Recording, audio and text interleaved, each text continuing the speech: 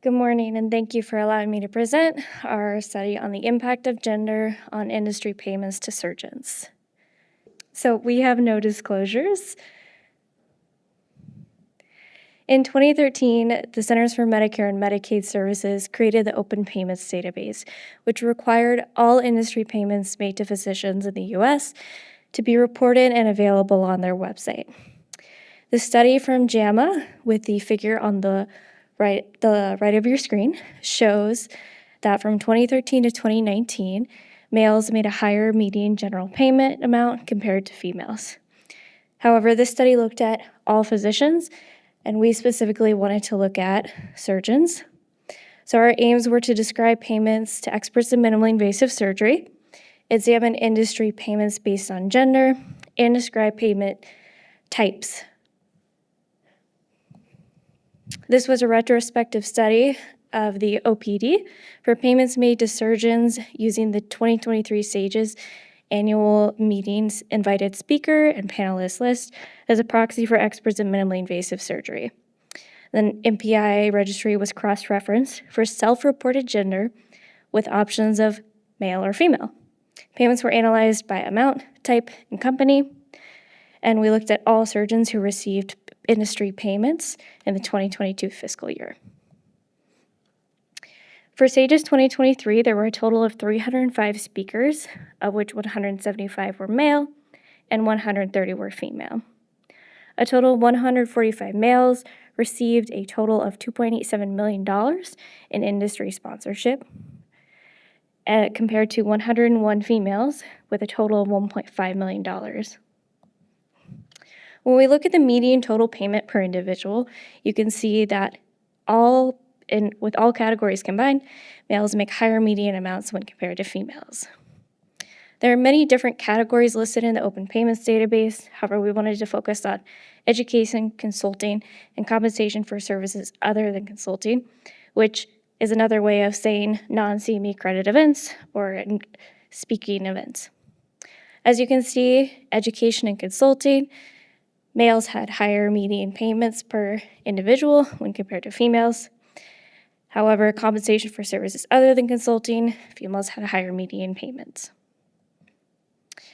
Research funding was also something we wanted to look at. Out of the 305 total speakers, 21 males received industry-sponsored research funding compared to 12 females. When you look at the median payment per individual, you can see that females make approximately $2,000 more in terms of research funding from industry. Now, all this money has to come from somewhere. There were a total of 96 companies who contributed to the 246 speakers. However, we chose to display the top 4. Intuitive by far outpaces the contribution for industry sponsorship, followed far behind by Gore, Medtronic, and MDBS. When we look at the median payments provided by each of these companies, you can see that Intuitive, Medtronic, and MDBS had more parity in terms of median payments to females, whereas Gore had bias towards males. We do recognize that our study has limitations. We used a narrow population by using the SAGES speaker list as a proxy. The MPI registry only allows for male or female options as your gender, and there are likely confounding additional factors that play a role in industry-physician relationships, which we have not or cannot account for. However, by looking at the total funding, you can see that males receive higher amounts even when looking at the number of speakers. Industry funding parity was better for research and worse for education and consulting. This may have an effect on career development and advancement for female surgeons, as well as downstream effects on research and development of products and devices that may negatively impact female surgeons. Thank you, and at this time, I'll take any questions.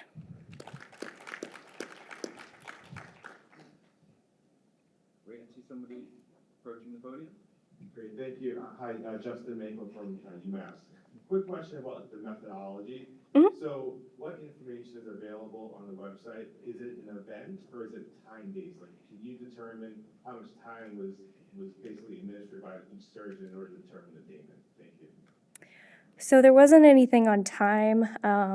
There were just payments by company, and they were broken down into individual payments. But it didn't, for example, for consulting, it didn't say how much time a surgeon spent consulting per how much they got paid. I have one quick question. Mhm. It seems like the audience for this would be industry. Yes, And I I know. in this room right now probably don't read their journals Yeah. unless it's about their device or something. So how are you going to get this data into the hands of those making these types of decisions? Well, hopefully by engaging in conversation with them personally myself, and putting the onus on some of you all as well to have those conversations and see if there is truly a bias out there.